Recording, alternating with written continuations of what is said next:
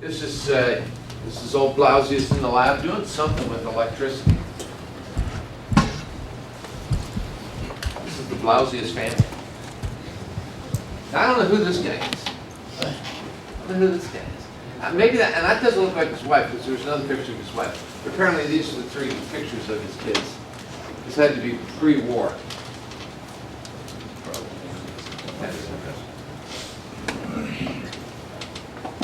There he is in the classroom lecturing. Beard was a little more neat in those days. Another bearded guy, yeah. Now, what's he doing?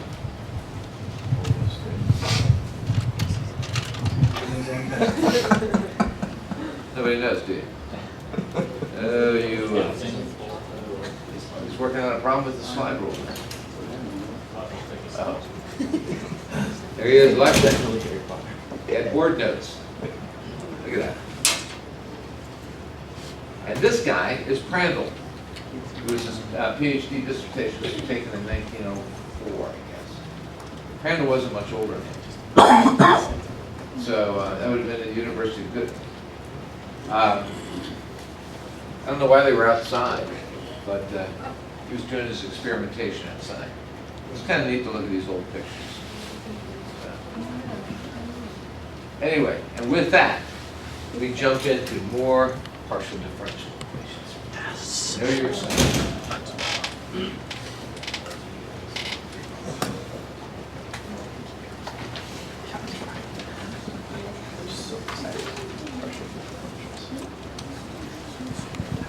All right.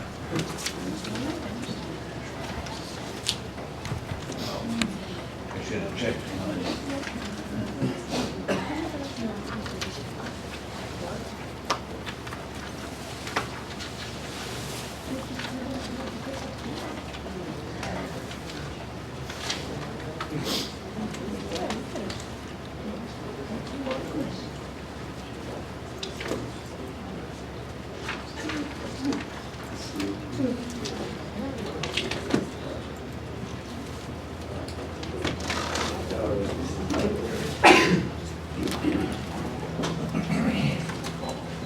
Okay, so, David Blausius.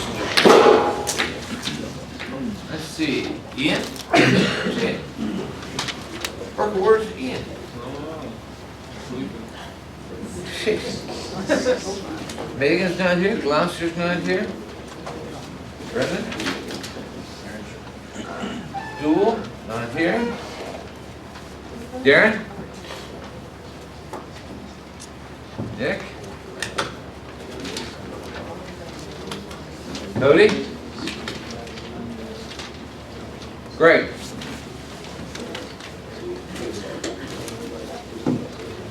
Oh, Cody, here you are. Pass it back to Cody. Okay, I forgot to do the timesheet last time. So there's two columns on here you got to do. Monday, you'll know it's Monday because I wrote down Monday. All right, and then do today. I know it's today because I wrote down today. Okay, you see your homework passed around? Oh, and by the way, you have until, let's say next Monday to pass in the bonus problem for 20 points if you want to give it a try. Well, I didn't specify, but I'm giving you, the other homework's due today. But I'll take that one, you know,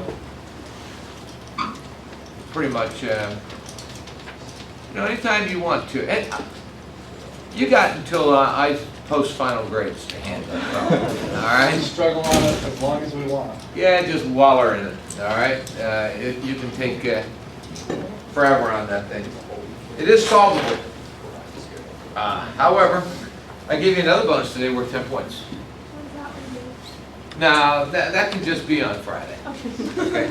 Because we can't have all these blank checks hanging out there. There's a pool. Pass it back. All right, so I'm down to Megan, Josh, and Ian. So, yeah, anytime you want to hand in that 20-point bonus, okay? Yeah, that's a big deal. I mean, like, if you had an 85 right now, with these 30 points out there, there's only 1,000 points, of course, that's like an 88. It raises your grade a whole third of a letter. Right now, it's on the table. All you gotta do is grab it.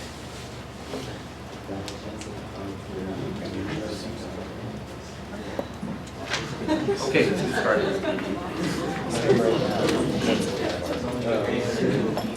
Now, hopefully you have totally internalized everything that we went over in class last time. Because now we're going to use it.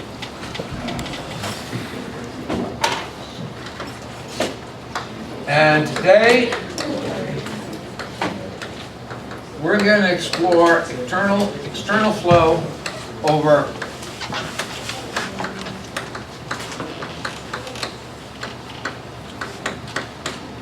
a flat plate.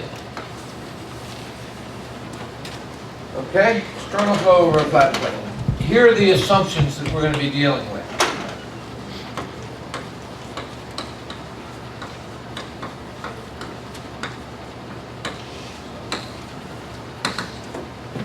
We're going to be dealing with steady flow.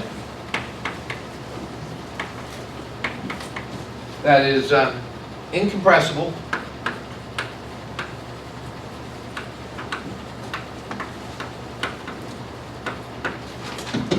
That is laminar.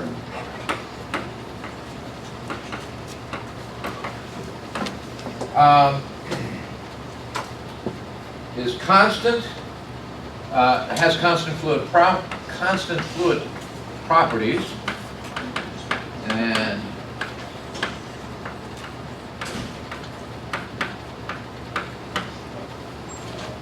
negligible viscous dissipation.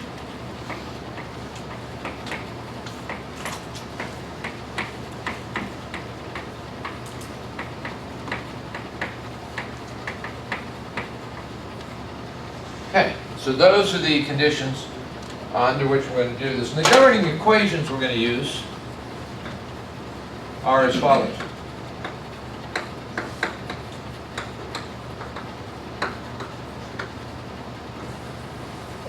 First of all, our conservation of mass, continuity equation.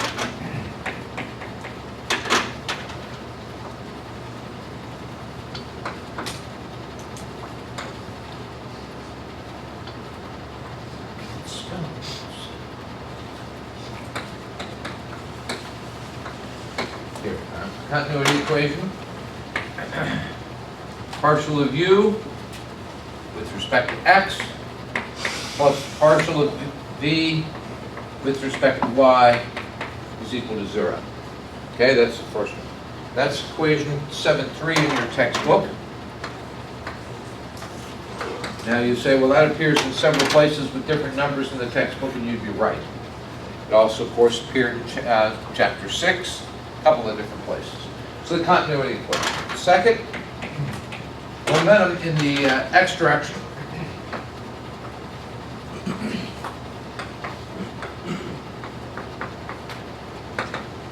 And that is u times the partial of u, saying u and writing v.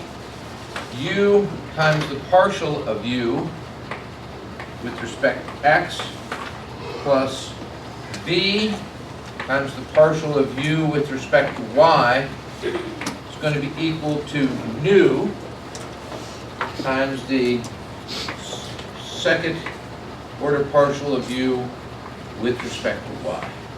That's equation 7.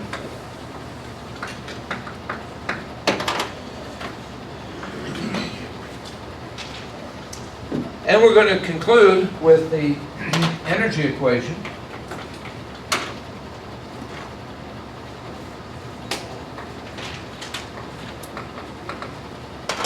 Where we have u times the partial of t with respect to x plus v times the partial of t with respect to y equal to alpha times the second order partial of t with respect to y. And that's equation 7.5.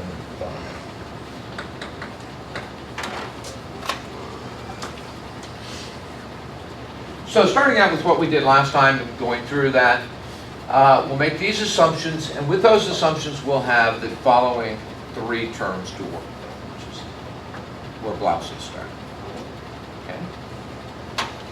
All right, now, the Blausius solution.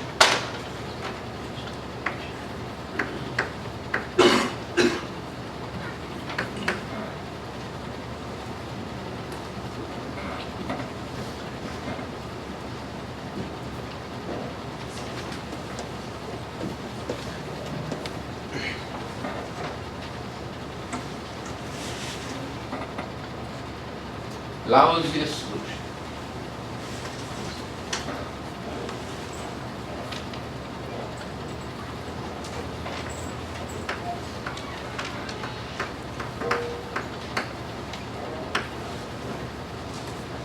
All right, and this is known as a similarity solution. And you'll see this again. Okay, we're going to start off by defining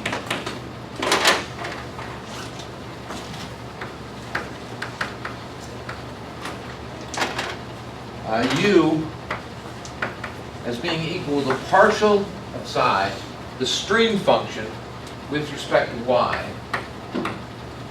and B being equal to the negative of the partial of the stream function with respect to x.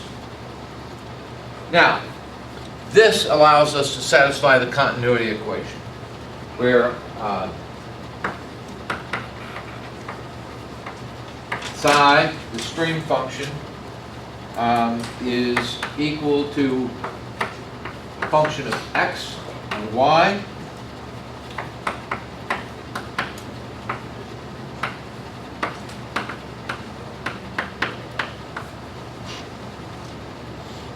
and this, by the way, satisfies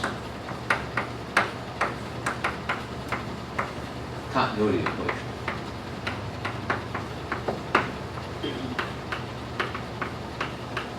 Okay. So that's the first step. Now, Blausius defined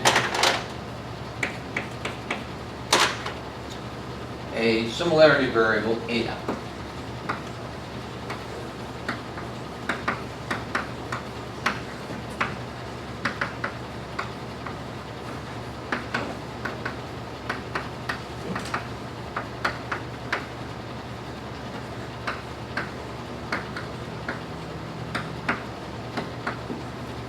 This similarity variable satisfies the continuity equation, and it is eta equal to y over delta. So at y equals 0, eta equals 0. And as eta approaches infinity, eta equals 1. As y approaches infinity, eta equals 1. Okay? And this is defined as y times u infinity over nu x to the 1/2. And this value will satisfy the continuity equation. That was the key in how he selected this particular similarity variable. And then he defined a function of eta as psi over u infinity times nu x divided by u infinity to the 1/2. This is equation, these are equations 7.8 and equation 7.7 in your text, if you're following along. Okay? So that was the similarity variable and the function associated with the similarity variable. All right. Now, next thing you did was transform the variables.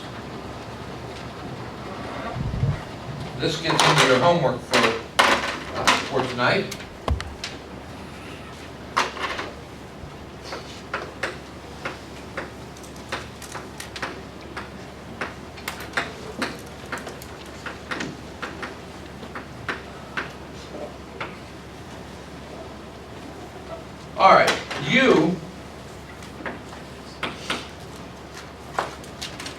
if we look at u, u is defined as the partial of the string function psi with respect to y. So I can write this as the partial of psi with respect to y. And then I'm going to multiply this by the partial of eta with respect to the partial of eta, or 1. And I'm going to rearrange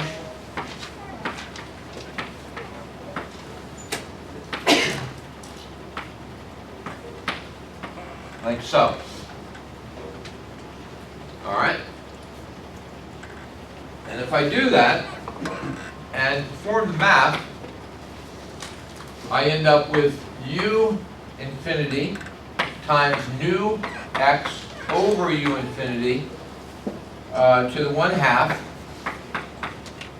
times the differential of f with respect to eta, because it is a function of eta, and multiplied by u infinity over nu x to the 1/2.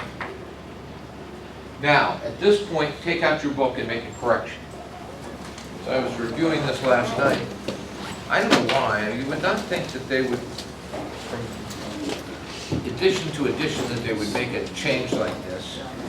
But if you go to page 420, equation 710, that equation is wrong. All right? Top of page 420, equation 710. If you look, you have what I have right there, and then at the end of the equation, there's another u infinity. That u infinity is supposed to be on the other side of the equal sign. In other words, this is supposed to equal u infinity times the derivative of f with respect to eta, which is equation 710, kind of. It's equation 710 after you correct the both. Okay? So I went back, I checked the other addition, I got schlichting, and looked at the several different sorts. Yeah, this is right. So there's a mistake there. So this is equation 710.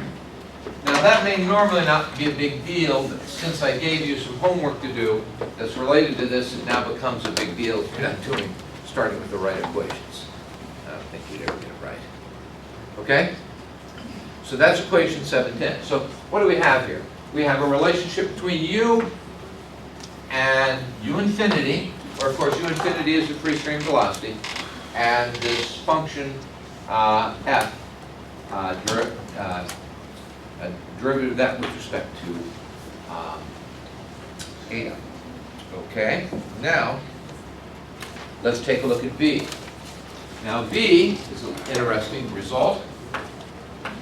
V is is equal to the minus the partial derivative of psi function with respect to x, okay, by our definition. And this is equal to minus u infinity nu x over u infinity to the 1/2 times the partial of f with respect to x plus u infinity over 2 times the term nu over u infinity x to the 1/2 times the function f. Getting to that point is not too difficult. Getting to the next point is more of a challenge. And this is equal to 1/2 nu u infinity over x to the 1/2 power times the function eta times df d eta minus the function f. This is your homework, is to go from here to here. Show all steps. This is equation 7 to 11, I believe. Yeah, 7 to 11.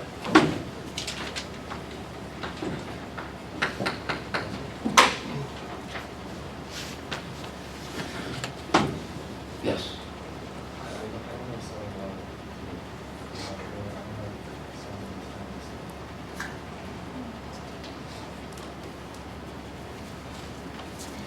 Is your 710, 712 What the book same thing is as this? up there?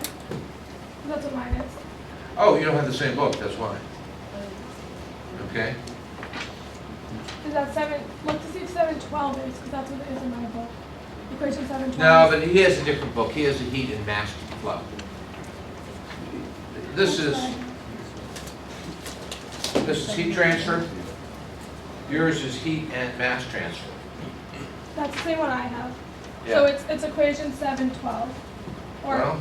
Or it's 710 and then Oh, it's 712. No, 710 is 712, and 711 is 713. Right. Good. Okay. You got the heat and mass transfer too. You got just a little more. Okay. All right. So these are the two equations. This is your homework. It's only a 5-point problem. Don't stress out. If you can't get it, you should. Okay? Fair enough? Okay. All right, so we have that. Now we're going to differentiate the velocity components.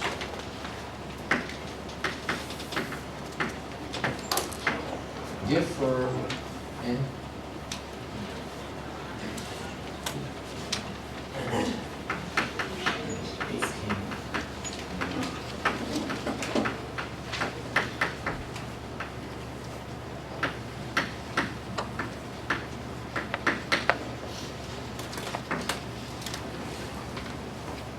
Okay.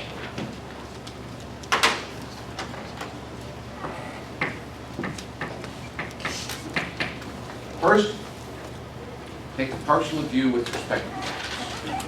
That is equal to minus u infinity over 2x times eta times the second order derivative of the function f times eta.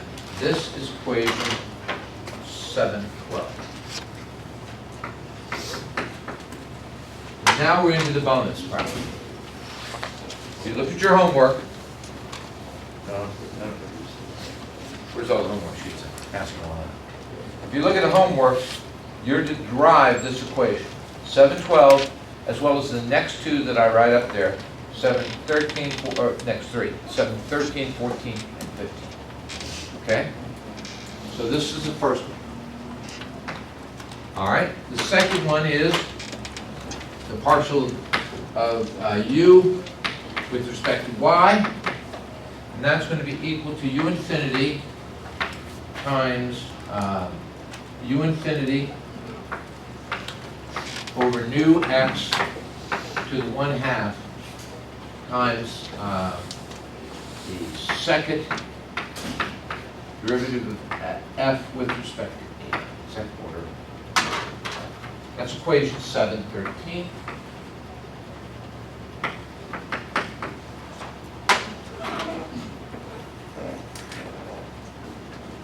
And then there is the second order partial of u with respect to y. And that's equal to u infinity squared over nu x times the third order derivative of f with respect to eta. That's equation 714.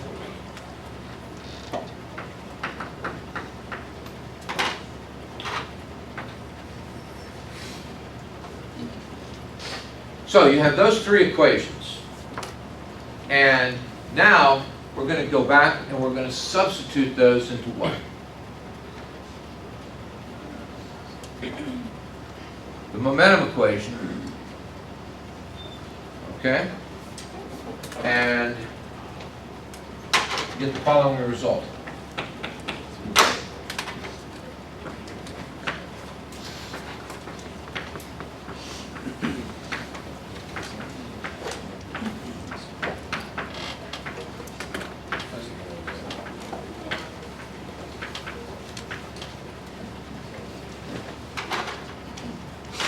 And that is 2 times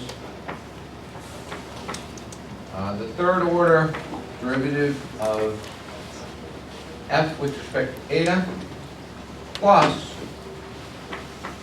function f times the second order derivative of f with respect to eta. And that's equal to 0. And that is the last equation I want you to derive. That's just for the bonus. That's equation 715.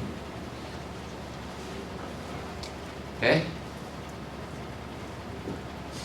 You missed it, Megan, but I said there's 3 grade points. 1/3 of a letter grade on the table right now. Just to grab it. Think it's just that easy. Okay. All right, this is a nonlinear third order ordinary differential equation. And Lausea solved this numerically using a series expansion. And the solution that he actually used is shown in the book, which is floating around, the NACA book. So the actual solution that he used is in there, the numerical solution that was before computers and everything. So calculate them all out on a slide rule, sure, and came up with numerical results for this equation, the solution. And that numerical result for the solution is shown where? Table 7.1. Thank you. Table 7.1 in your text is the solution. Now, why is this significant?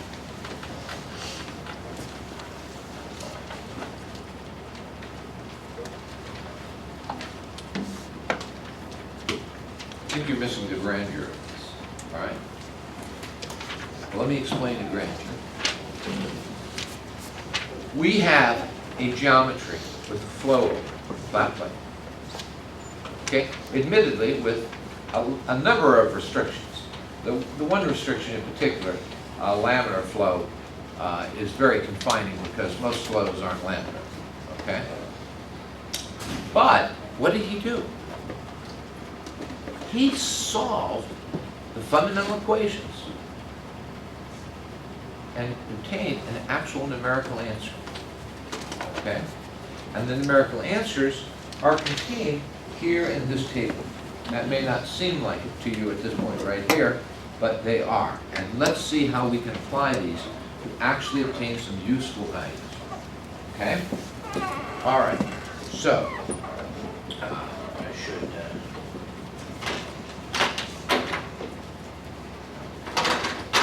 I should, before I go on to that, I jumped ahead a little bit. Let me just point out the boundary conditions which he used to solve this.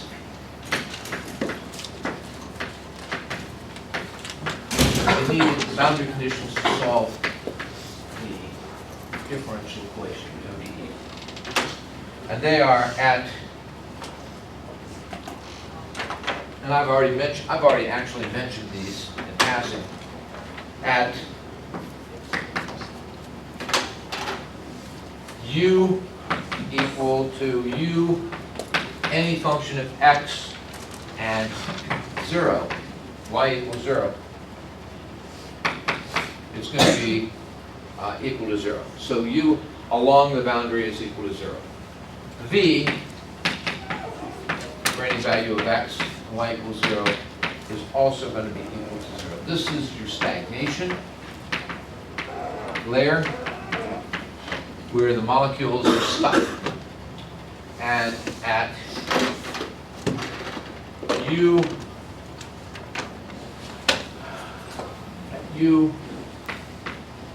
equal to any function of x, and y being equal to infinity is equal to u infinity. Okay? So in other words, free stream velocity. Further you get away, at some point, you're going to hit the free stream velocity.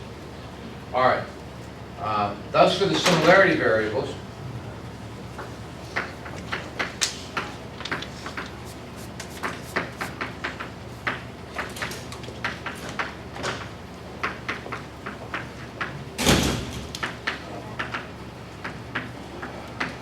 you end up with the following results. Boundary condition number 1.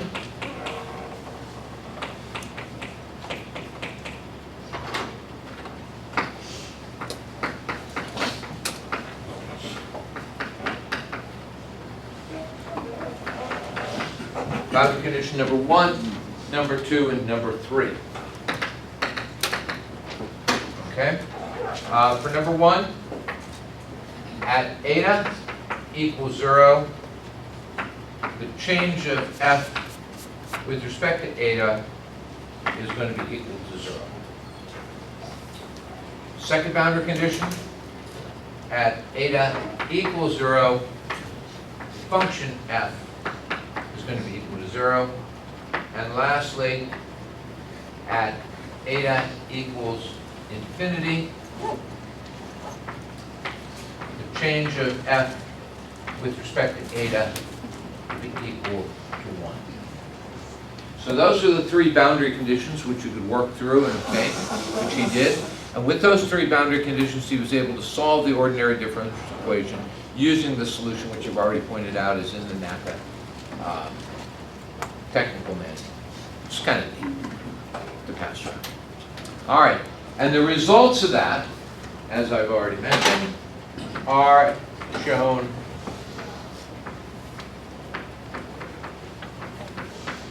in table 7.1.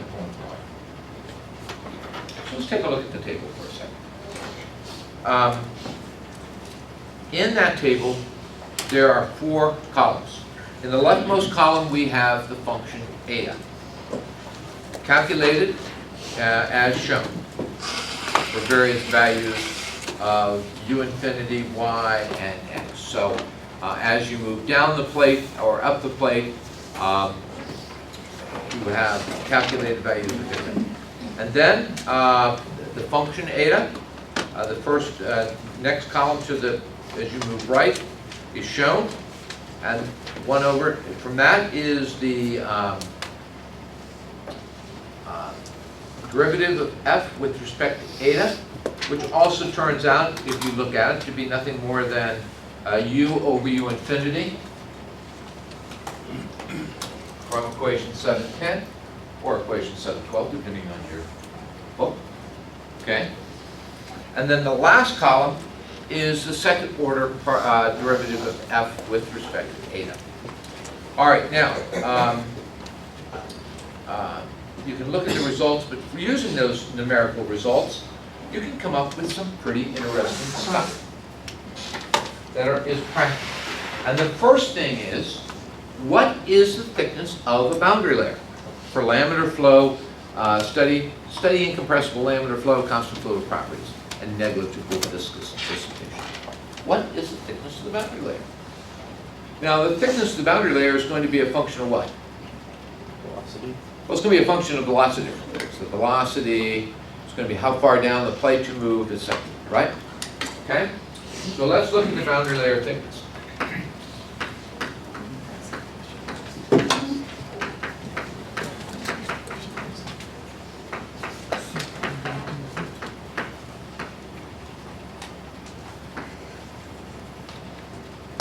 Okay?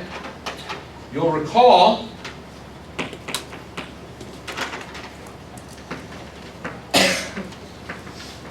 that we define the boundary layer, delta,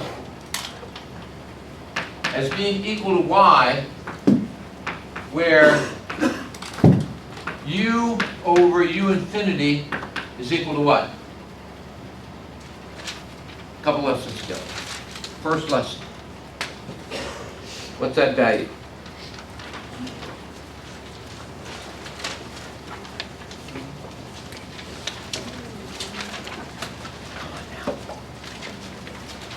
the first lesson where I drew the beautiful picture up on the board over there.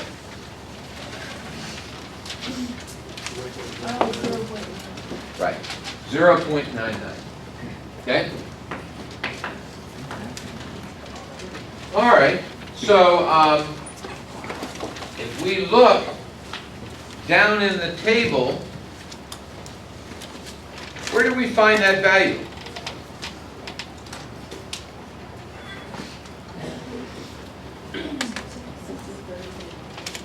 Pardon me? Well, not exactly, that's 0.999, okay? It would fall somewhere between what? 4.8 and 5.0. And it turns out to be at 5.0.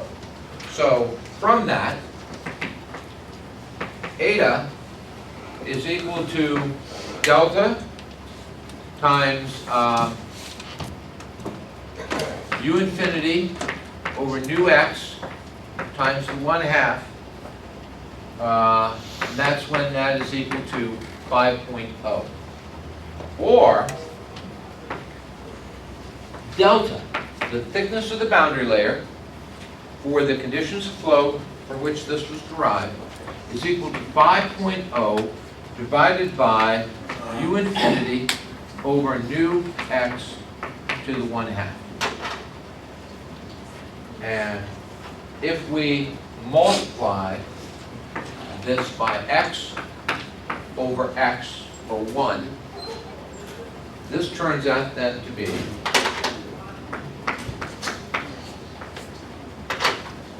delta, the thickness of the boundary layer, is equal to 5x over the Reynolds number as a function of x to the 1/2.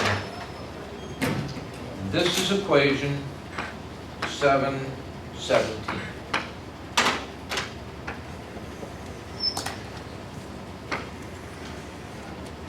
So, that's the first useful result of the Blasius solution.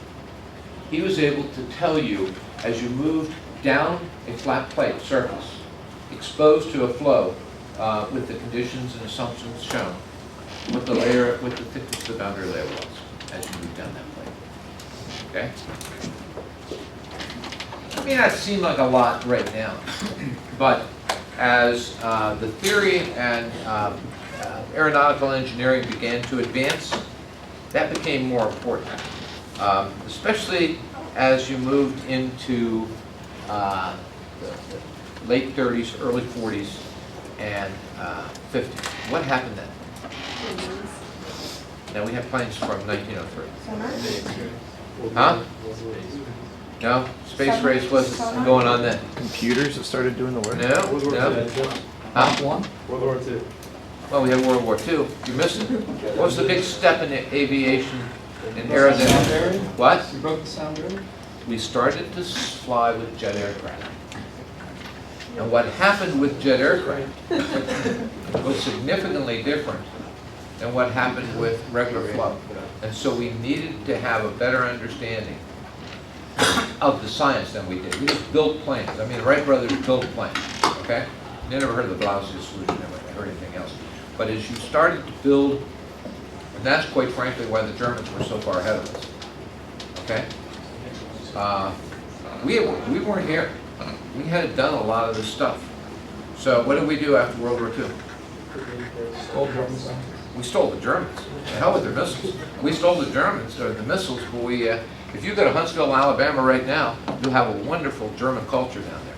You can get a worse than a beer down in Huntsville that you would not expect in the middle of Alabama. Why is that? That's where most of the German prisoners, and they were in fact prisoners. We did the same thing the Russians did.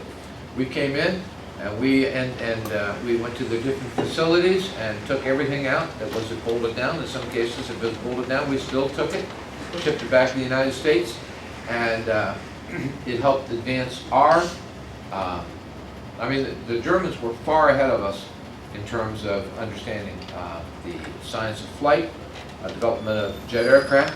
And what did the Germans do that really revolutionized and made this supersonic flight possible? They were the first ones to do it.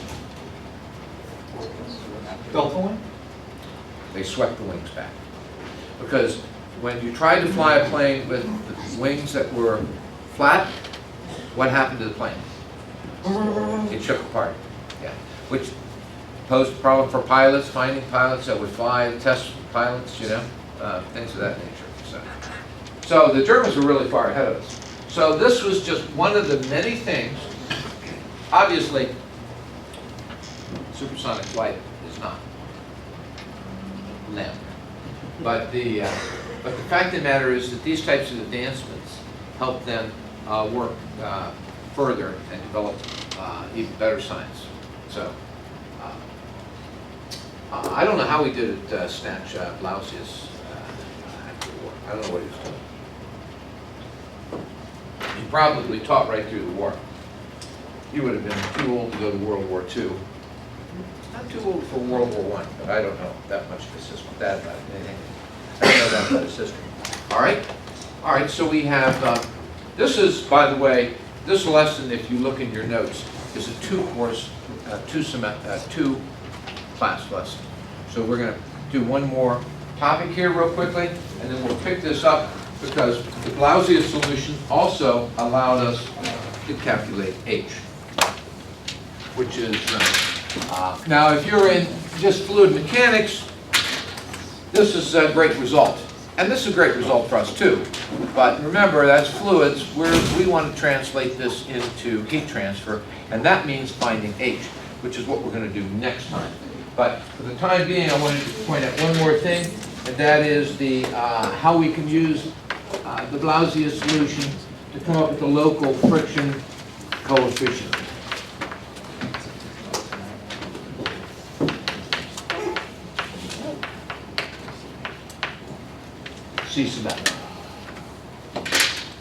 All right, we know that the partial of u with respect to y, evaluated at y equals 0, is equal to u infinity times u infinity over nu x to the 1/2 times the second order derivative of f with respect to eta, also evaluated at eta equals 0. And this is equation 713, that we've already pointed out. Okay. Using that, we can, using the Blasius solution and making the appropriate substitutions, this turns out to be u infinity times u infinity over nu x to 1/2 times 0.332. That's the value that comes from the table 7.1. Now, if we recall,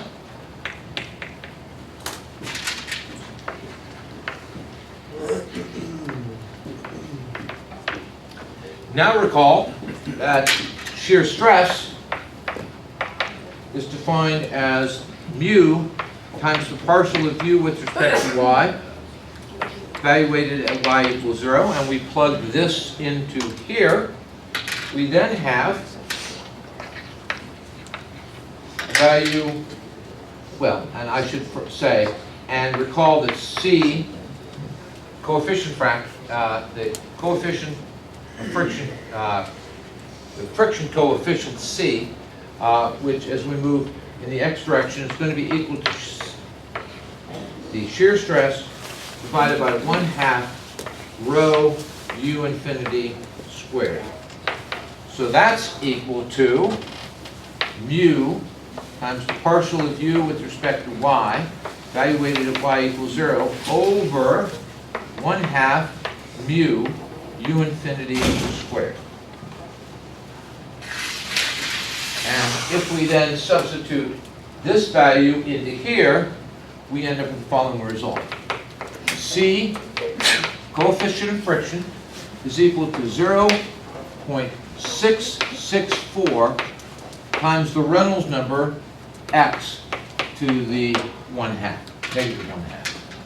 That's equation 718. So another useful product from the Blasius solution. Specifically, we can come up with the local coefficient of friction. That is the coefficient of friction at any spot x down the plate. And we'll talk about how we can come up with a average coefficient of friction, which will require us to integrate that value over the length of the plate. We'll talk about that next time.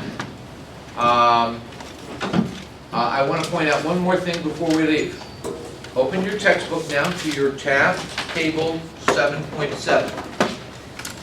One of the most important tables in the book, which you're going to use extensively.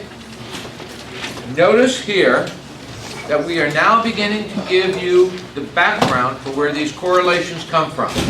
The first correlation in the table is this one right here.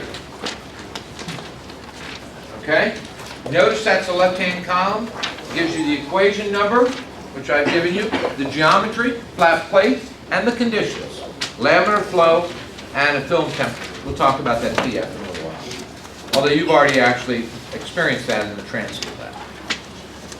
And then the next equation down is what? The local coefficient of friction, 718, flat plate, laminar, local, and TF. All right?